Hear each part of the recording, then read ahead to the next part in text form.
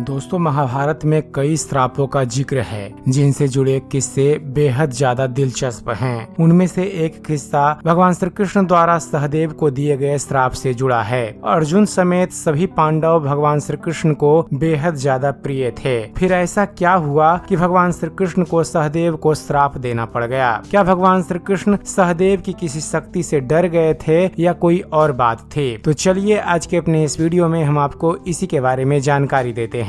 Friends, बात उस समय की है जब महाभारत में लगभग सभी किरदार किसी न किसी श्राप से जूझ रहे थे। स्वयं भगवान श्री कृष्ण ने अपने पुत्र को कोढ़ी होने का श्राप दिया था और श्री कृष्ण की मृत्यु भी एक श्राप के कारण ही हुई। कुछ श्राप तो ऐसे हैं जो आज भी भुगते जा रहे हैं। इन्हीं श्रापों में से एक श्राप का जिक्र मिलता है जो भगवान श्री कृष्ण ने सहदेव को दिया था, और ये श्राप उन्होंने क्रोध में नहीं बल्कि डर की वजह से दिया था। लेकिन सवाल ये है कि आखिर भगवान श्री कृष्ण को सहदेव से डरने की क्या जरूरत पड़ गई? दोस्तों, पांडव राजा पांडु के पुत्र थे, लेकिन पांडु को मिले श्राप के कारण वो पांडु के वीर्य से नहीं बल्कि भगवान का आवाहन कर जन्मे थे। इसलिए पांडु को लगता था कि उनके पुत्रों में उनके सभी गुण और कौशल नहीं आ पाए हैं। वो अपने पुत्रों को अपना ज्ञान और कौशल दे सकें, इसलिए उन्होंने अपने पुत्रों के समक्ष ये इच्छा व्यक्त की कि जब भी उनकी मृत्यु हो तब उनके सभी पुत्र उनके शरीर का मांस खाएं, ताकि सब में उनके गुण आ जाएं। जब पांडु की मृत्यु हुई तो कहते हैं कि उनके मृत शरीर का मांस पांचों भाइयों ने मिल बांट कर खाया था। वैसे पांडवों ने अपने पिता का मांस खाया था या नहीं, इसके संबंध में दो मान्यताएं प्रचलित है। एक मान्यता के अनुसार अपने पिता की इच्छा का मान रखते हुए मांस तो पांचों भाइयों ने खाया था, पर सबसे ज्यादा हिस्सा सहदेव ने खाया था,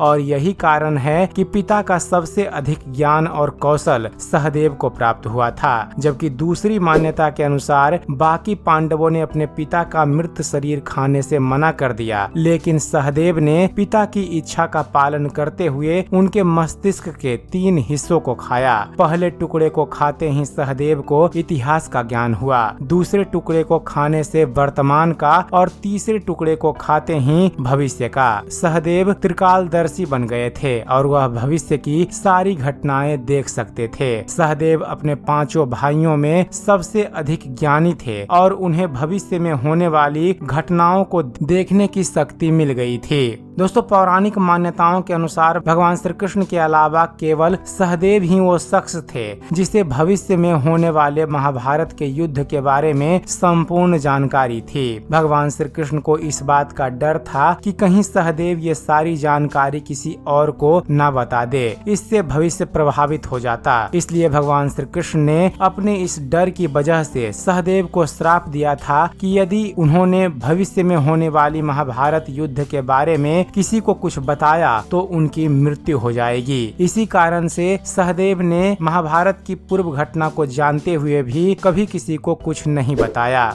तो दोस्तों, यह थी एक छोटी सी जानकारी कि सहदेव को भगवान श्री कृष्ण ने श्राप क्यों दिया था। उम्मीद करते हैं फ्रेंड्स आप सभी को हमारा वीडियो पसंद आया होगा। वीडियो पसंद आया हो तो वीडियो को लाइक और शेयर करना मत भूलिएगा, और ऐसे ही ज्ञानवर्धक वीडियो देखते रहने के लिए आप हमारे इस चैनल ज्ञान मंथन को सब्सक्राइब जरूर कीजिएगा। आप हमारे इस चैनल को सब्सक्राइब कीजिए और देखते रहिए, जानते रहिए। धन्यवाद। जय हिंद।